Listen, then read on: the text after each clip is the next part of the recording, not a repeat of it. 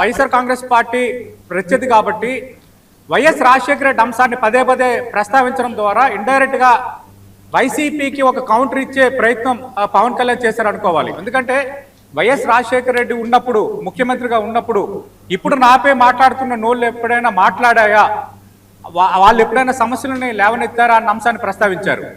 తెలంగాణలో అనుబంధం ఉంది, తెలంగాణలో నా పోరాటం ఉంది, తెలంగాణలో ఇప్పటికీ ఉంటామని ఆయన మాట్లాడడం ద్వారా ఇక తెలంగాణలో పవన్ కళ్యాణ్ సీరియస్ రాజకీయం చేయబోతున్నారన్న ఒక బలమైన సంకేతాన్ని అయితే ఆయన పంపించారు.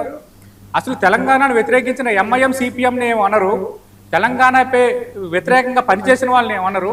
పదే పదే నన్ను మాట్లాడితే నేను ఊరుకుంటానా, నేను దేనికైనా సిద్ధం, ఎక్కడికైనా పోతానంటూ పవన్ కళ్యాణ్ మాట్లాడటం అనేది చాలా చాలా బలమైన సంకేతమే. సరే, పవన్ కళ్యాణ్ స్ట్రాటజీస్ ఎలా ఉంటాయి, రేపు తెలంగాణ ప్రజలు ఆయన్ని ఏ రీతిలో ఆదరిస్తారా ఆదరించారా అనేది పక్కన పెడితే, తాజా పరిణామాల నేపథ్యంలో రీఎంట్రీ అని పవన్ కళ్యాణ్ మాట్లాడడం కానీ, అలాగే కాంగ్రెస్ పార్టీని అటాక్ చేయటం కానీ, తన ఆస్తులపైన, తన వ్యక్తిగత